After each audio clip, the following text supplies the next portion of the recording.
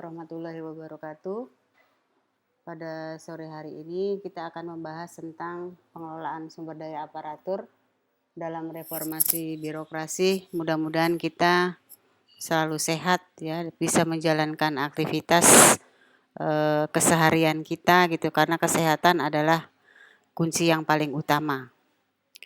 Nah, untuk di dalam pengelolaan sumber daya aparatur ini saya akan awali dengan kita akan melihat bagaimana daya saing Indonesia ya. Daya saing Indonesia ini turun ke 5 peringkat ya kalau kita lihat di tahun 2010 sampai 2019 rankingnya turun dari 45 menjadi 50. Ini lihat yang di blok merah ya.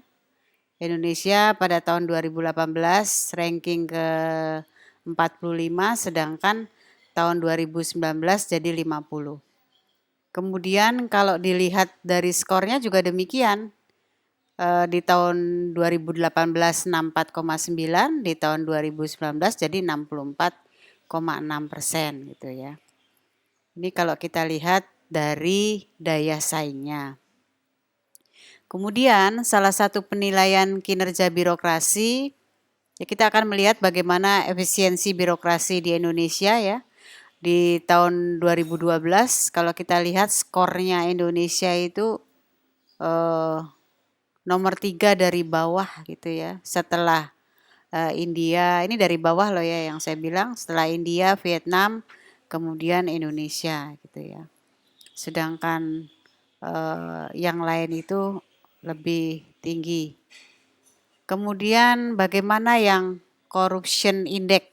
Nah, corruption index di tahun 2012 ini Indonesia menempati peringkat ke-118 ya. Peringkat ke-118 ini Indonesia di sini ya. Tingkat korupsinya itu corruption index-nya sangat besar. Nah, kita nanti coba Anda lihat di tahun 2019 ini bagaimana untuk corruption index yang untuk negara kita gitu ya.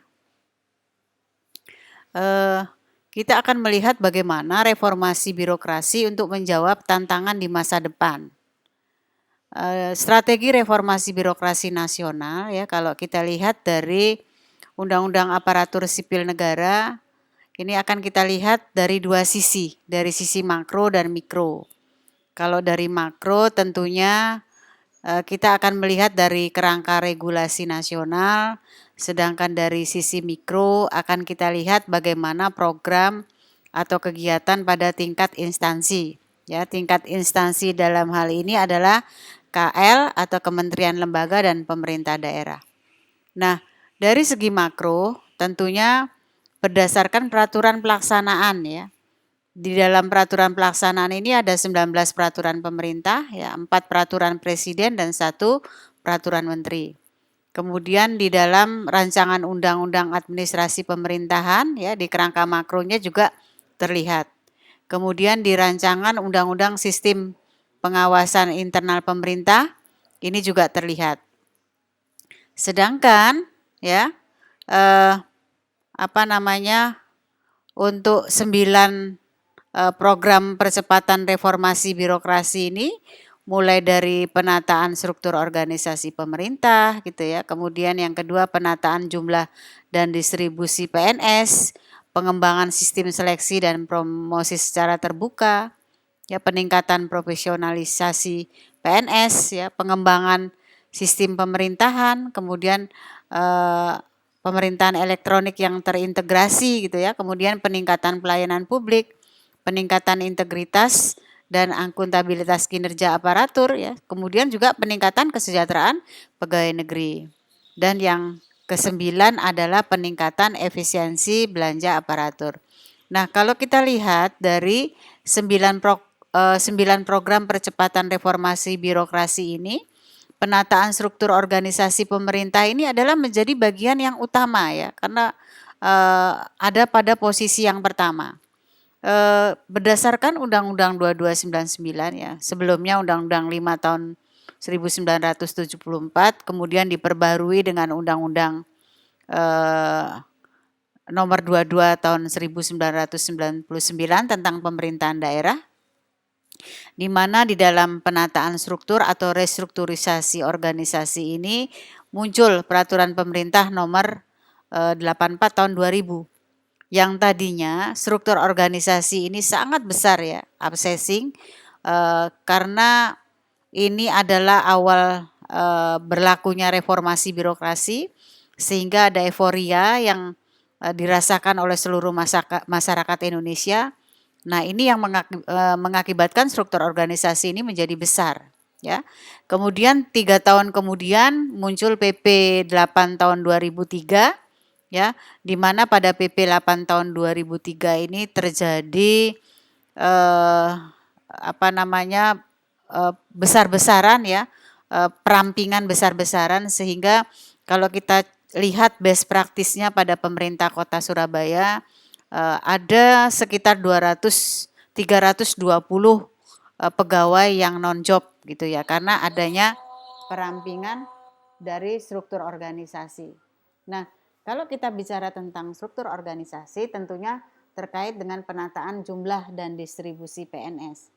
Nah, Anda tentunya paham ya bahwa penataan jumlah dan distribusi PNS ini sampai saat ini jumlahnya belum proporsional gitu ya, antara pemerintah daerah satu dengan daerah yang lain ya. Kadang bahkan kalau ada seorang calon PNS gitu direkrut, kemudian membuat surat perjanjian, dia sanggup untuk ditempatkan di mana saja gitu. Tapi pada kenyataannya setelah ada penempatan gitu ya, ada yang merasa keberatan dan yang lain-lain. Sehingga kadang jumlahnya ya, dari sisi kuantitas gitu, antara pemerintah daerah satu, terutama daerah-daerah pinggiran yang terpelosok itu jarang CPNS mau ditempatkan di sana. Kemudian juga pengembangan sistem seleksi ya dan promosi secara terbuka. Seperti pada minggu yang lalu yang Bu Diana sampaikan bahwa sistem seleksi yang dilakukan sekarang itu adalah sudah berbasis elektronik ya. Kita cukup di rumah mengisi play ya yang ada, kemudian kita ikut tes-tes yang disampaikan ya. Kemudian ada tes bersama juga, barangkali kalau tidak ada pandemi. Lah itu yang menjadi dalam pengembangan sistem seleksi itu seperti itu ya. Kemudian peningkatan profesionalisasi PNS. Nah, peningkatan profesionalisasi PNS ini memang terus perlu dikembangkan ya. Kompetensi PNS itu perlu terus dikembangkan dalam rangka untuk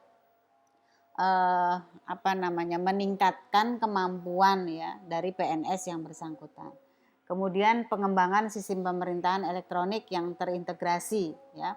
Diharapkan seperti kalau saya ambil contoh best practice-nya yang ada di Jawa Timur ini, khususnya pada pemerintahan kecamatan gitu ya. Kecamatan, kemudian pemerintahan desa, di mana di dalam sistem pelayanan publik yang ada sudah terintegrasi. Ada yang namanya di Kecamatan Sukodono itu berkas mlaku dewe ya. Jadi sistem pemerintahan ini sudah berbasis elektronik gitu ya. Namun sistem yang dipakai adalah aplikasinya berkas mlaku dewe. Nah, ini sudah terintegrasi antara pemerintahan desa dengan pemerintahan kecamatan gitu ya. Kemudian yang selanjutnya adalah peningkatan pelayanan publik. Nah, peningkatan pelayanan publik ini tentunya didukung dengan sistem e-gov, ya, electronic government. Kemudian peningkatan integritas, akuntabilitas kinerja aparatur, ya, yang memang terus dikembangkan karena sesuai dengan PAN RB ya tahun 2010 sampai tahun 2025 yang pada saat ini kita sudah berada pada posisi ya.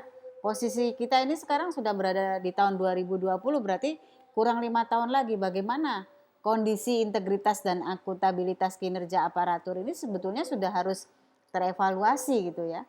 Kemudian peningkatan kesejahteraan pegawai negeri.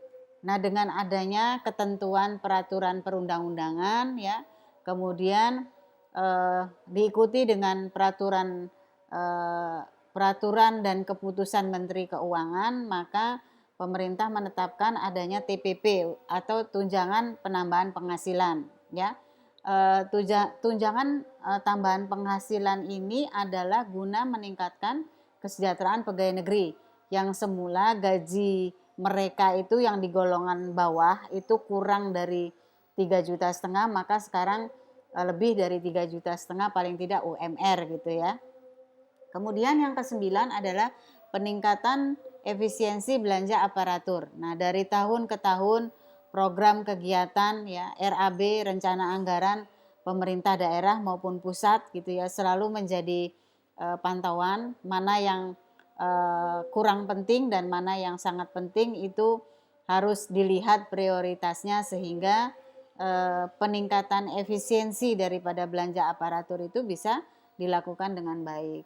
Kemudian secara mikro, ini fokusnya lebih kepada program atau kegiatan pada tingkat instansi. Tingkat instansi di sini adalah kementerian, lembaga, dan pemerintah daerah. Nah, ini ada 8 area perubahan gitu ya. Itu kalau kita lihat dari sisi strategi reformasi birokrasi nasional. Apa sih sebetulnya tujuan utama dari Undang-Undang ASN? Tahu ya saudara, ASN itu apa? Aparatur Sipil Negara. Tujuannya yang pertama adalah meningkatkan independensi dan netralitas, ya, bahwa seorang ASN itu harus netral, ya, harus independen, ya, dan juga tidak boleh berpolitik. Boleh berpolitik, tapi dia harus mengundurkan dulu menjadi ASN. Kemudian kompetensi. Tujuan utama Undang-Undang ASN ini adalah untuk meningkatkan kompetensi, karena kalau kita lihat dari sisi kompetensinya bahwa pemerintahan negara kita di Indonesia ini masih jauh di bawahnya Asia Tenggara ya. Kemudian bahkan Asia Selatan. Kemudian kalau kita lihat dari produktivitas kerjanya juga demikian gitu ya. Kita lihat dari integritasnya juga demikian. Apalagi kesejahteraan, karena income per kapita kita itu adalah paling rendah dibandingkan negara-negara Asia lainnya gitu. Kalau kita BBM itu masih disubsidi, padahal negara-negara lain sudah tidak ada. Nah, subsidi itu sudah dialihkan untuk bentuk-bentuk kesejahteraan yang lain. Kemudian kualitas pelayanan publik. Nah, kualitas pelayanan publik ini adalah tujuan utama Undang-Undang ASN dalam rangka untuk meningkatkan kualitas pelayanan publik. Ya, makanya dalam rangka untuk meningkatkan kualitas pelayanan publik, terus-menerus kompetensi, ya, kinerja, ya, kemudian integritas itu perlu terus ditingkatkan, dan perlunya adanya pengawasan dan akuntabilitas. Itu kalau kita lihat dari Undang-Undang ASN. Nah, berdasarkan prinsip dasar Undang-Undang ASN bahwa pengembangan sistem merit, ya, sistem merit itu artinya sistem yang berdasarkan kompetensi, beda dengan spoil system. Ya, kalau spoil system itu suatu sistem yang KKN-nya itu masih kental gitu ya.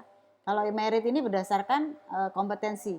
Nah, dalam kebijakan dan manajemen ASN tentunya dengan ciri-ciri seleksi gitu ya, dan promosi secara adil dan kompetitif, kemudian menerapkan prinsip fairness ya, kemudian penggajian, reward, dan punishment berbasis kinerja, kemudian standar integritas dan perilaku untuk kepentingan publik, ya, manajemen sumber daya manusia secara efektif dan efisien, melindungi pegawai dari intervensi politik, dan juga tindakan semena-mena. Itu yang menjadi ciri-ciri di dalam pengembangan sistem merit ya dalam kebijakan dan manajemen ASN. Nah, sistem merit ini adalah kebijakan dan manajemen ASN yang berdasarkan pada kualifikasi ya. Bukan hanya kualifikasi tapi juga kompetensi dan kinerja secara adil dan wajar dengan tanpa membedakan. Misalnya latar belakang politik, kemudian ras, warna kulit, agama, asal-usul, ya, jenis kelamin, status pernikahan, umur, ataupun kondisi kecacatan. Itu sistem merit semuanya berdasarkan kompetensi. Ya. Kinerja orang itu diukur secara adil dan wajar. Tidak ada perbedaan ras, tidak ada perbedaan warna kulit, apalagi agama, asal-usul. Kalau kompetensinya bagus, maka dia akan mendapatkan promosi yang secara adil dan juga kompetitif gitu ya. Kemudian eh, apa yang harus dimiliki ASN sebagai profesi? Nah, tentunya dia memiliki standar pelayanan profesi. Apa sih standar pelayanan profesi itu? Ya tentunya standar yang sudah ada benchmarknya ya, ada ukurannya, ada parameternya gitu ya. Standar pelayanan profesi itu yang seperti apa? Nanti lebih jelasnya akan saya jelaskan gitu ya. Kemudian memiliki dan menegakkan kode etik dan kode perilaku profesi. Menegakkan kode etik dan kode perilaku profesi. Kode etik itu tentunya kalau seorang PNS tidak boleh berjalan-jalan di waktu jam kerja di mal. Kode perilaku misalnya seseorang PNS perilakunya itu harus punya etika moral yang bagus seperti itu ya. Kemudian juga memiliki sistem pendidikan dan pelatihan profesi gitu ya.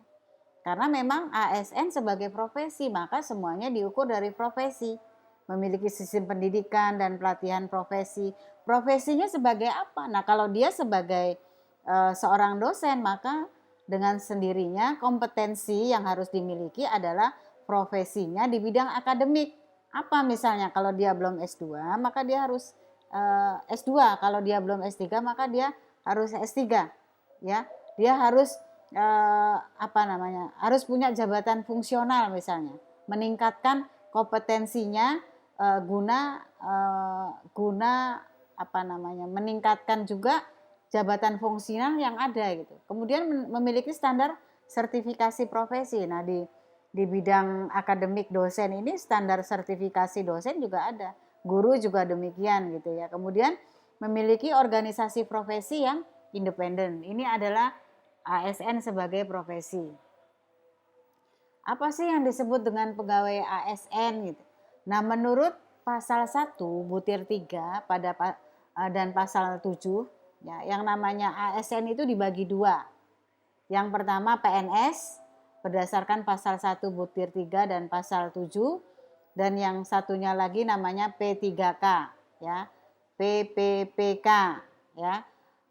Pasal 1 butir 4 dan pasal 7.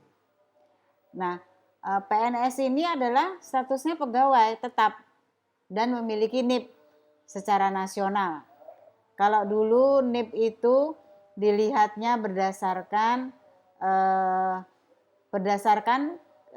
kementeriannya atau berdasarkan kelembagaannya, tapi kalau NIP sejak tahun berapa ya? Sejak tahun 2000 berapa saya lupa itu, NIP seseorang itu dilihat dari tahun lahir, tahun lahir, bulan lahir, dan tanggal lahir.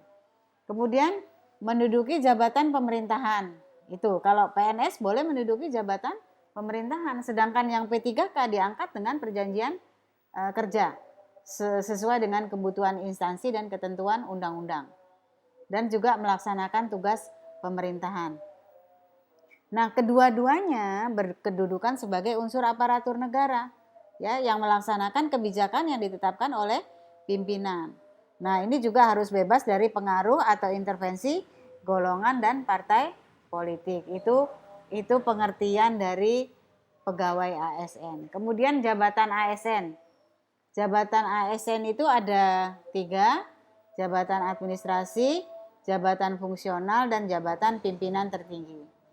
Jabatan administrasi itu dibagi menjadi 3, jabatan administrator, yaitu memimpin pelaksanaan seluruh kegiatan pelayanan dan administrasi, kemudian jabatan pengawasan mengendalikan pelaksanaan kegiatan, dan jabatan pelaksana melaksanakan kegiatan pelayanan dan administrasi pemerintahan dan pembangunan. Sedangkan jabatan fungsional ini ada yang namanya jabatan fungsional keahlian.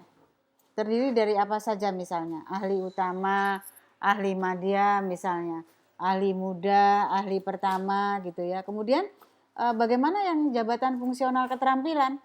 Misalnya terdiri atas penyelia ya, mahir, terampil, dan juga pemula. Bagaimana yang jabatan pimpinan tinggi?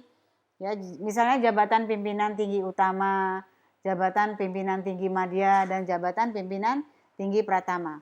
Nah, jabatan pimpinan tinggi ini berfungsi memimpin dan memotivasi setiap pegawai ASN. Melalui apa misalnya? kepeloporan, pengembangan kerjasama, dan juga keteladanan. Nah, untuk jabatan ASN ini diisi dari pegawai ASN. Dan jabatan ASN tertentu dapat diisi dari prajurit TNI dan juga anggota Polri. Bagaimana hak pegawai ASN? Kalau yang PNS berhak memperoleh gaji, misalnya tunjangan, fasilitas gitu ya, cuti, jaminan pensiun, jaminan hari tua, perlindungan, pengembangan kompetensi. Kemudian bagaimana yang P3K? P3K itu berhak apa saja sih? Misalnya memperoleh gaji, ya sama-sama memperoleh gaji dan tunjangan ya, dan juga cuti. Ya. Kemudian perlindungan dan juga pengembangan kompetensi. Cuma di P3K tidak mendapatkan jaminan pensiun, ya. Tidak ada yang namanya pensiun itu kalau di P3K. Kemudian bagaimana yang pembinaan dan manajemen ASN? Nah, Presiden selaku pemegang kekuasaan pemerintahan merupakan pemegang kekuasaan tertinggi dalam kebijakan, pembinaan, profesi, dan juga manajemen ASN. Untuk menyelenggarakan kekuasaan sebagaimana dimaksud pada poin 1 tadi, Presiden mendelegasikan sebagian kekuasaannya. Kan nggak mungkin kan dia laksanakan semua, maka dia mendelegasikan sebagian kekuasaannya. Kepada siapa misalnya? Kementerian Pan-RB ya, atau menteri dan Kementerian Pan-RB misalnya. Kemudian ke KSN misalnya ya. Kemudian ke LAN gitu ya, Komisi Aparatur Sipil Negara KASN itu misalnya, ke LAN Lembaga Administrasi Negara ya, dan juga ke BKN Badan Kepegawaian Negara. Nah, bagaimana kewenangan dan hubungan otoritas lembaga? Menteri atau Kementerian Pan-RB ini kewenangan dan hubungan otoritas lembaganya ya adalah misalnya perumusan dan penetapan kebijakan, ya, koordinasi dan sinkronisasi kebijakan, kemudian pengawasan atas pelaksanaan kebijakan ASN. Bagaimana untuk yang BKN misalnya? Kewenangan dan otoritasnya apa sih? Ya, kalau BKN itu ya penyelenggaraan manajemen ASN, pengawasan dan pengendalian pelaksanaan NSPK ya, dan manajemen ASN. Artinya di sini dia mengelola pegawai ASN. Itu kewenangan dan hubungan otoritas lembaga BKN. Nah, bagaimana yang LAN, Lembaga Administrasi Negara ini? Penelitian, pengkajian, kebijakan manajemen ASN, ya, pembinaan dan penyelenggaraan diklat ASN, itu tugasnya LAN.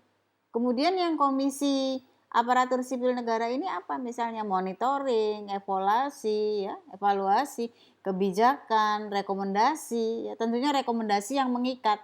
Untuk apa? Untuk menjamin perwujudan sistem merit, ya, sistem yang berdasarkan kompetensi tadi, ya, dan pengawasan penerapan asas, ya, kode etik, kode perilaku ASN, itu tugasnya masing-masing ya. Apa tugasnya Menteri Kementerian Pan-RB, apa tugasnya BKN, apa tugasnya LAN, apa tugasnya KASN, sudah ada kewenangan dan hubungan otoritasnya secara melembaga. Kemudian KASN atau Komisi Aparatur Sipil Negara adalah sebuah lembaga non-struktural. Ya, jadi dia non-struktural, mandiri, bebas dari intervensi politik. Kenapa harus ada komisi aparatur ini? Mewujudkan sistem merit, ya, yang profesional dan berfungsi sebagai perekat NKRI. Kemudian selain itu juga menjaga netralitas, melakukan pengawasan atas pembinaan profesi, dan juga melaporkan hasil kepada Presiden. Kemudian wewenangnya apa? Mengawasi proses pengisian jabatan pimpinan tinggi. Keanggotaannya apa? Ya dari unsur pemerintahan ya, dan atau non pemerintahan, dibantu dengan siapa? Asisten dan tenaga ahli. Tidak ada perwakilan di daerah. Jadi Komisi Aparatur Sipil Negara itu tidak ada di daerah karena tidak ada perwakilan di daerah. Nah, tindak lanjut keputusan Komisi Aparatur Sipil Negara, kalau hasil pengawasannya bagaimana sih? Kalau ada pelanggaran, maka keputusan Komisi ASN ini adalah misalnya pelanggaran kode etik gitu ya, dan kode perilaku pegawai ASN. Ya, kemudian PPK dan PYB ini wajib menindaklanjuti, ya, kemudian ditindaklanjuti, ya, atau tidak ditindaklanjuti. Nah, kalau tidak ditindaklanjuti, maka Komisi ASN ini merekomendasikan kepada siapa? Kepada Presiden untuk menjatuhkan sanksi atau punishment terhadap siapa? PPK dan PYB, ya, yang melanggar prinsip sistem merit dan juga ketentuan peraturan perundang-undangan. Nah, sanksi sebagaimana dimaksud, yang tadi saya bilang sanksi itu ya, menjatuhkan sanksi, misalnya peringatan, teguran, ya, perbaikan, pencabutan, pembatalan, penerbitan keputusan, pengembalian, pembayaran, ya. Misalnya juga hukuman disiplin untuk PYB dengan ketentuan peraturan perundang-undangan dan juga sanksi untuk PPK, ya, sesuai dengan ketentuan peraturan perundang-undangan. Nah, kewenangan menjatuhkan sanksi, penjatuhan sanksi ini atas pelanggaran sistem merit. Ini tentunya kewenangannya Presiden, ya. Kewenangannya Presiden. Selaku apa? Pemegang kekuasaan tertinggi, pembinaan ASN. Terhadap apa? Keputusan pejabat pembina kepegawaian. Nah, pejabat pembina kepegawaian itu siapa ya? Kalau di pemerintah daerah, ya, kalau di tingkat 1 itu gubernur, tingkat 2 itu bupati atau wali kota. Kemudian Menteri Pan-RB, ya, penjatuhan sanksi atas pelanggaran sistem merit selain Presiden adalah Menteri Pan-RB, ya, terhadap keputusan yang ditetapkan oleh pejabat yang berwenang dan terhadap pejabat pembina kepegawaian di tingkat provinsi dan juga kabupaten kota. Nah, pejabat pembina kepegawaian itu siapa? Presiden, ya, selaku pemegang kekuasaan tertinggi kalau skupnya adalah negara, ya. Pembinaan ASN ini dapat mendelegasikan kewenangan, ya, menetapkan pengangkatan, pemindahan, pemberhentian pejabat selain pejabat pimpinan tinggi, ya, pimpinan tinggi utama dan madya, dan juga pejabat fungsional keahlian utama. Kepada siapa misalnya? Menteri di kementerian, pimpinan di LPNK gitu ya, sekretaris jenderal di sekretariat lembaga negara dan LNS, gubernur di provinsi, bupati, wali kota di kabupaten atau kota. Nah, pejabat pembina kepegawaian adalah pejabat yang mempunyai kewenangan menetapkan pengangkatan, pemindahan, misalnya pemberhentian. Nah, pemberhentian terhadap siapa ya? Pegawai ASN dan pembinaan manajemen ASN di instansi pemerintah sesuai dengan apa? Ketentuan peraturan perundang-undangan. Nah, pejabat yang berwenang ini Presiden dapat mendelegasikan kewenangannya. Kewenangan pembinaan manajemen ASN kepada siapa?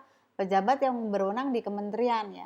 Sekretaris atau sekretariat LN, ya, luar negeri sekretaris LNS misalnya. Sekda provinsi maupun kabupaten kota.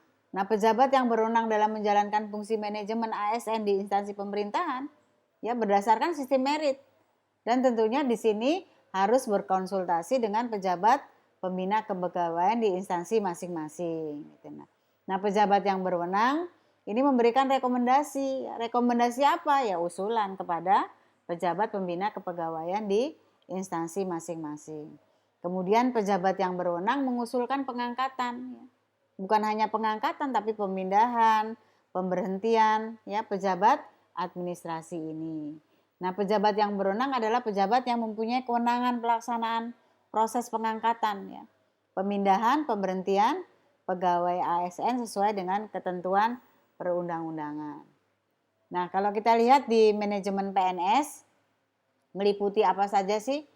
Ya, penyusunan dan penetapan kebutuhan, pengadaan, pangkat dan jabatan, pengembangan karir, pola karir, promosi, mutasi, ya, penilaian kinerja, penggajian dan tunjangan, penghargaan, ya, disiplin, pemberhentian, pensiun dan tabungan hari tua, perlindungan, banyak sekali yang harus diurusi oleh manajemen PNS. Ya, bukan hanya penyusunan dan penetapan kebutuhan, bukan hanya pengadaan, ya, bukan hanya promosi, bukan hanya mutasi, bahkan sampai kepada pensiun dan tabungan hari tua, juga perlindungannya gitu ya. Kemudian penetapan kebutuhan dan pengendalian jumlah ini, dasar penetapan kebutuhan itu apa sih misalnya? Ya, penyusunan kebutuhan jumlah dan jenis jabatan berdasarkan analisis jabatan dan analisis beban kerja, ya. Nah, perencanaan kebutuhan sumber daya manusia 5 tahun tentunya dengan rencana dengan rincian per tahun berdasarkan apa? Prioritas kebutuhan ya, ditetapkan oleh menteri secara nasional misalnya. Nah, metodenya apa misalnya? Analisis jabatan dan analisis beban kerja misalnya. Kemudian pengadaan PNS. Dasar pengadaannya apa?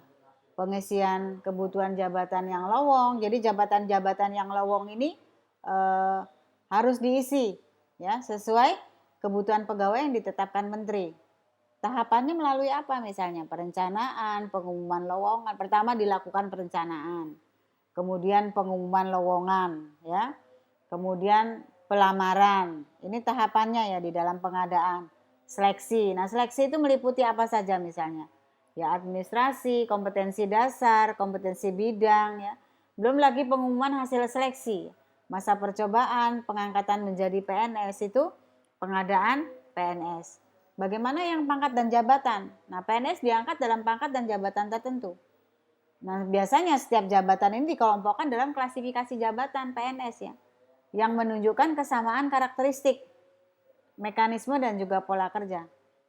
PNS juga dapat berpindah antar dan antara JPT ya, jabatan administratif dan jabatan fungsional di instansi pusat dan daerah.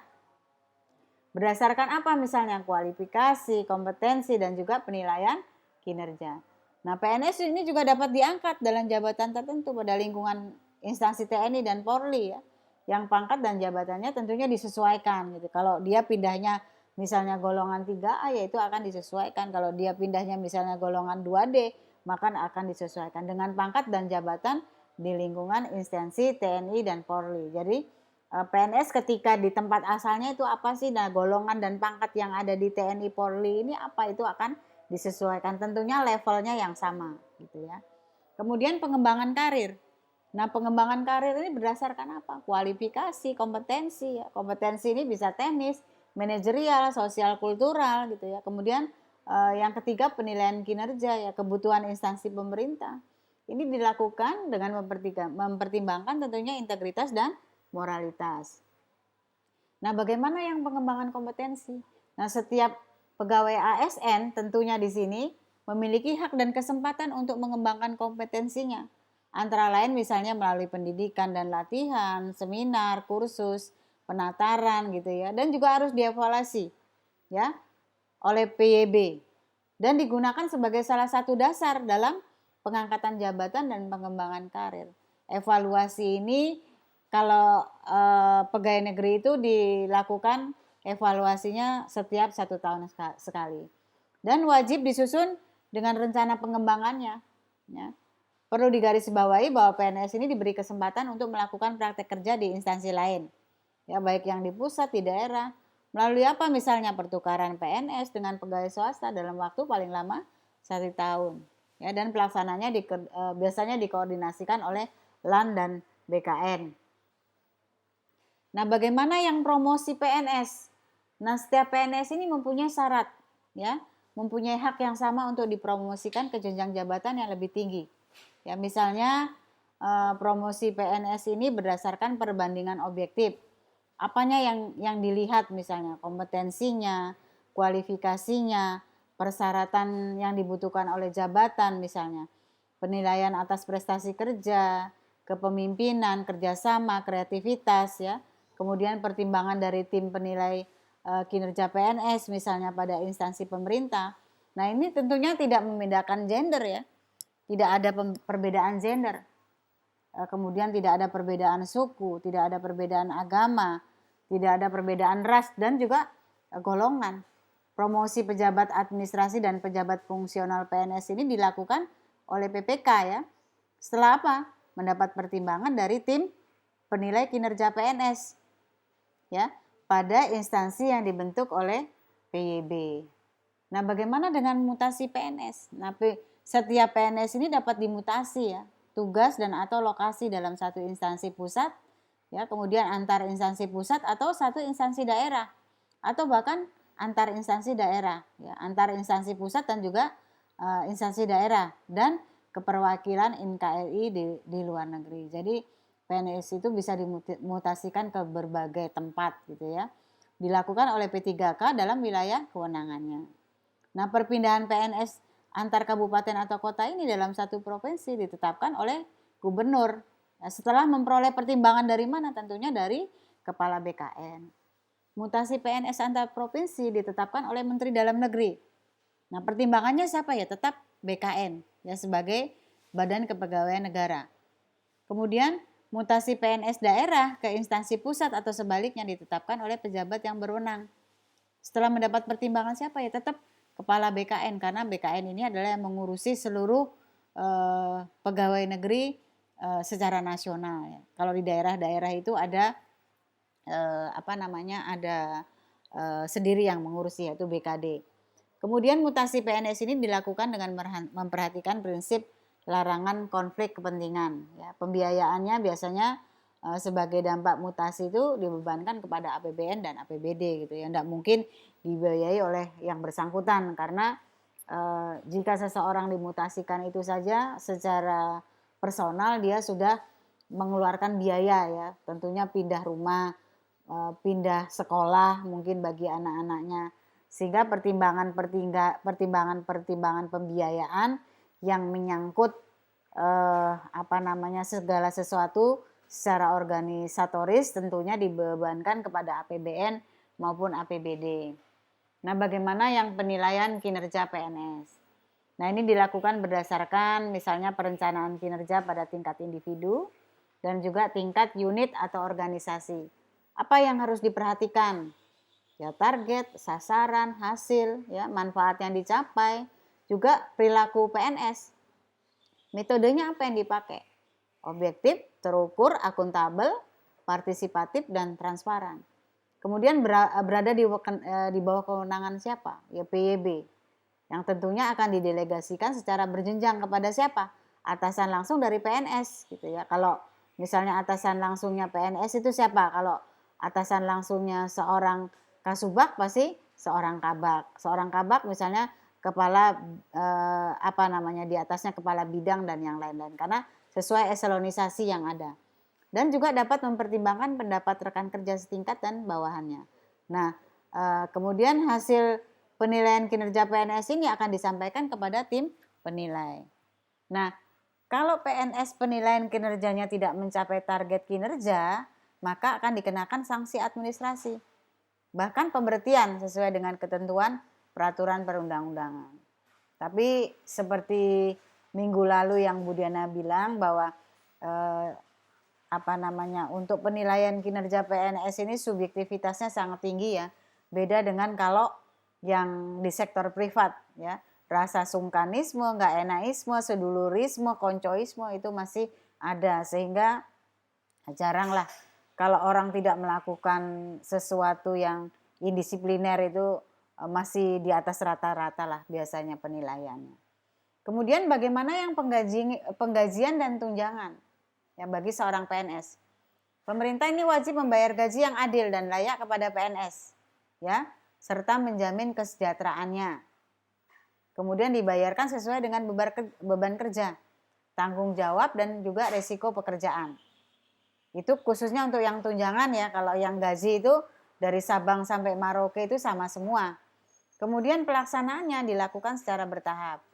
Nah, PNS di pusat dibebankan kepada APBN, sedangkan yang di daerah dibebankan kepada APBD, kecuali PNS instansi vertikal yang dia diperbantukan di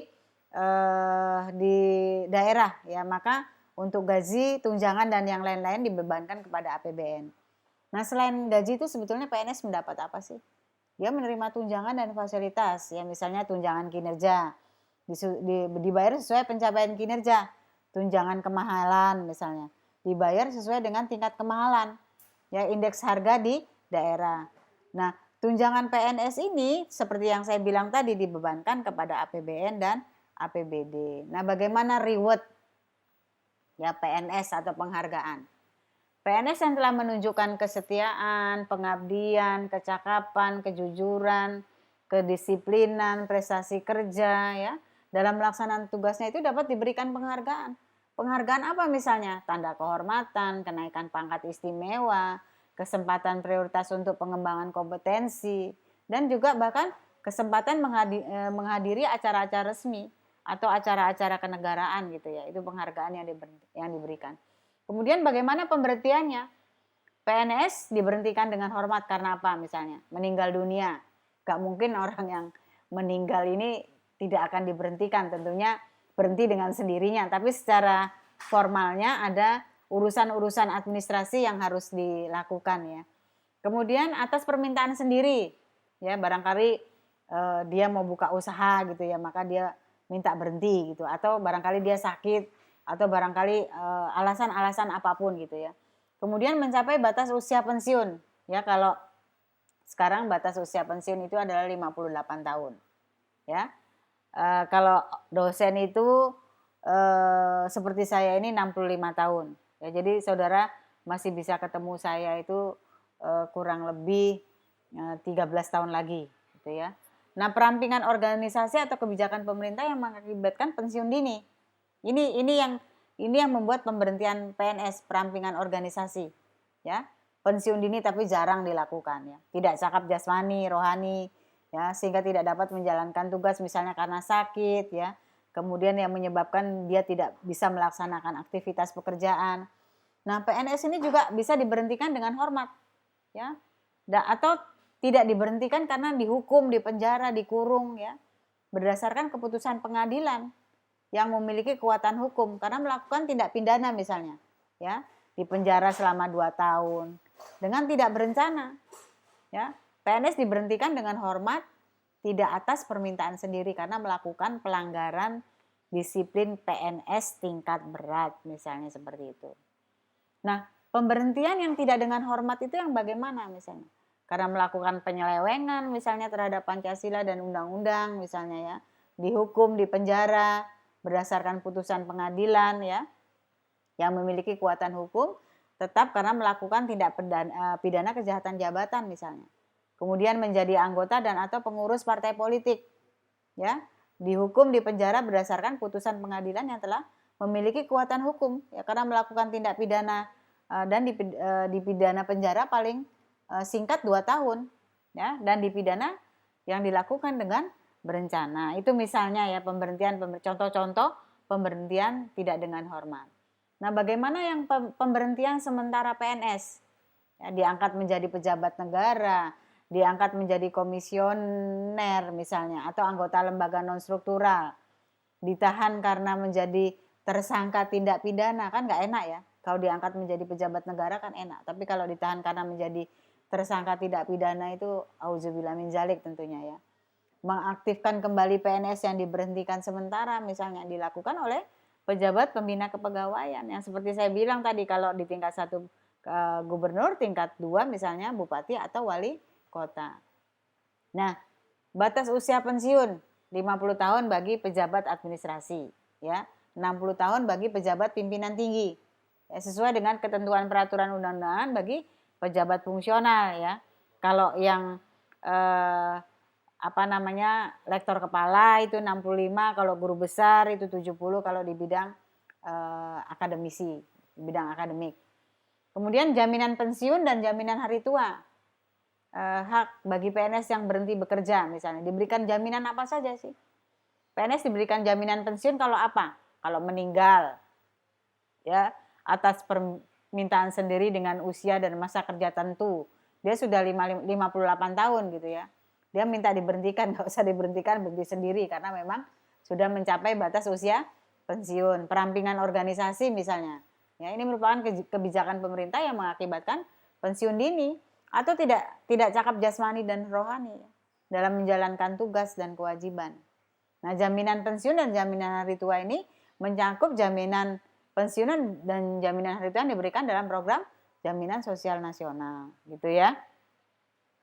Kemudian perlindungan, pemerintah wajib memberikan perlindungan berupa apa? Jaminan kesehatan, jaminan kecelakaan, jaminan kematian, ya, dan juga bantuan hukum. Ini mencakup jaminan sosial yang diberikan dalam program jaminan sosial nasional. Misalnya berupa pemberian bantuan hukum dalam perkara yang dihadapi dan pengadilan terkait pelaksanaan tugasnya, gitu ya. Kemudian bagaimana yang manajemen PPK, P3K tadi? Penetapan kebutuhan, pengadaan, penilaian kinerja, gaji dan tunjangan, pengembangan kompetensi, pemberian penghargaan, disiplin, pemutusan perjanjian kerja dan juga perlindungan.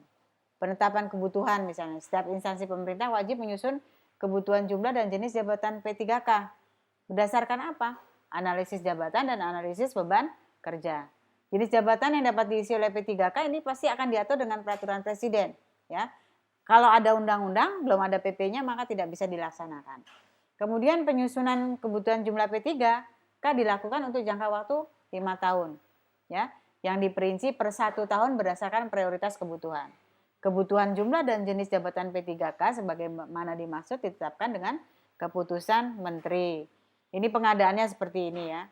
Melalui tahapan perencanaan, pengumuman lowongan, pelamaran, sanksi, pengumuman hasil, pengangkatan menjadi P3K, ya. Penerimaannya bagaimana, misalnya melalui penilaian secara objektif, ya, berdasarkan kompetensi, sama prinsipnya dengan PNS, ya. Pengangkatannya juga P3K ini tidak dapat diangkat secara otomatis menjadi calon PNS, ya.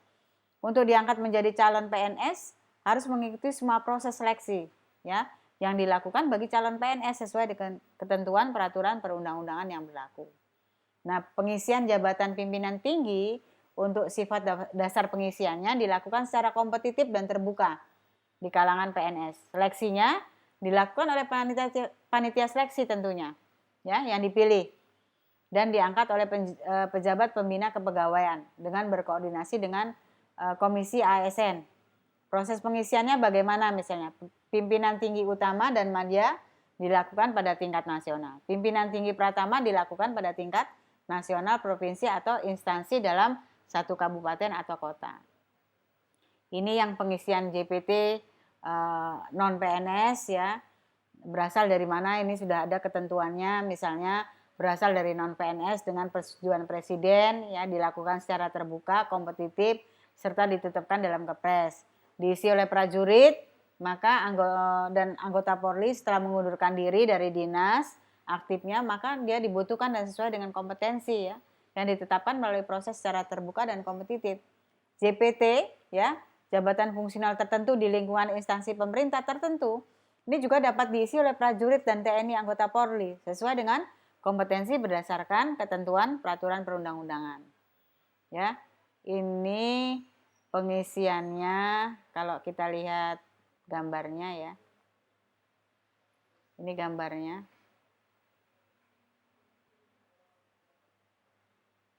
Ya, ini gambarnya. Pengisian JPT utama madya KL pusat, ya. KSN gitu, ya. Kemudian kepimpinan KLP PPK.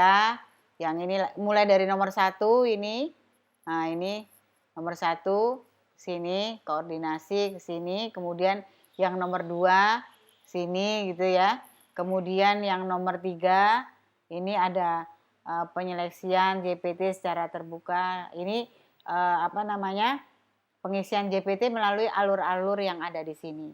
Yang melalui alur-alur yang ada di sini sampai nanti ditetapkan JPT yang ada gitu, ya, yang ada. Itu ini. Nah, ini tadi itu, ya. Kita lihat lengkapnya seperti ini. Kita lihat ini, ya. Mulai nomor 1, kemudian laporan kepada presiden yang ke-8. Nomor 2 urutannya ke-3, ke-4, ke-5, ke-6, ke-7 dan ke-8.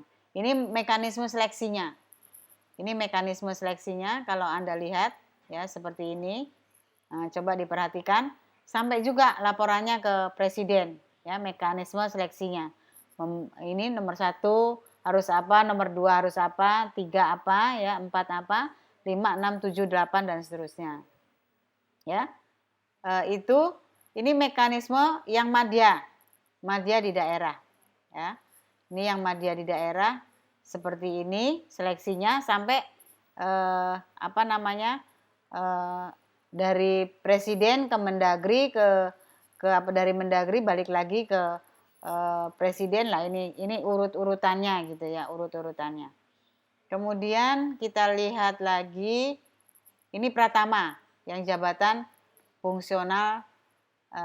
Nah, ini yang pola karir JPT maksimal 5 tahun. Ya, kalau pejabat habis masa jabatannya harus mengikuti seleksi kembali ya untuk menduduki jabatan yang sama, harus memenuhi target kinerja yang diperjanjikan, tidak pejabat yang tidak memenuhi kinerja yang diperjanjikan dalam waktu 1 tahun, maka diberi kesempatan 6 bulan untuk memperbaiki kinerjanya. Ya, maka dia harus menunjukkan perbaikan kinerjanya. Pejabat yang bersangkutan mengikuti seleksi ulang uji kompetensi ya. Dari hasil seleksi tersebut dapat dipindahkan pada jabatan lain sesuai dengan kompetensi yang dimiliki gitu ya.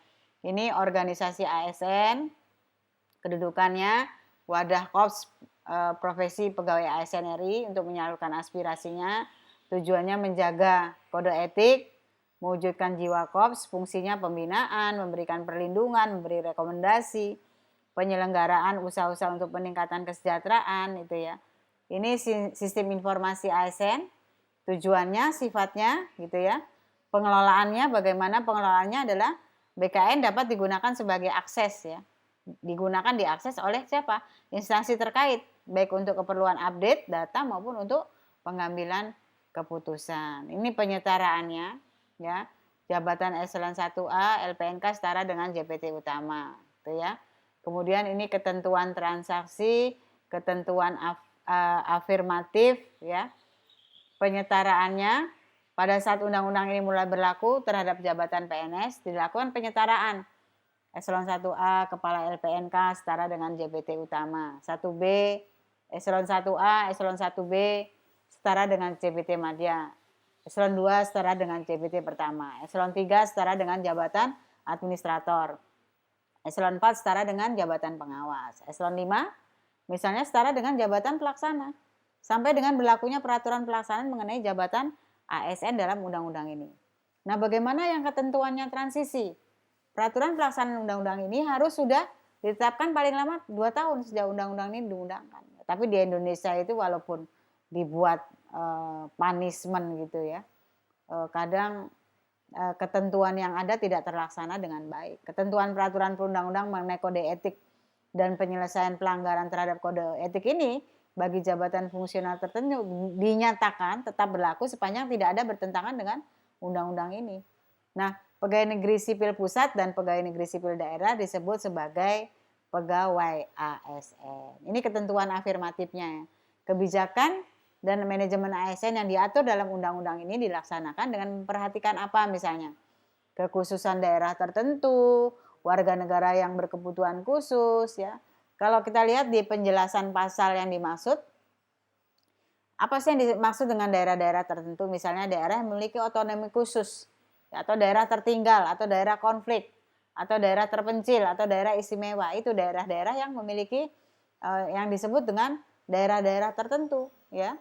Daerah yang memiliki otonomi khusus, daerah tertinggal, daerah konflik, daerah terpencil, daerah istimewa, itu daerah-daerah tertentu, ya. Ini ada di dalam penjelasan. Ya, saya kira itu pertemuan pada sore hari ini. Terima kasih, tetap menjaga kesehatan.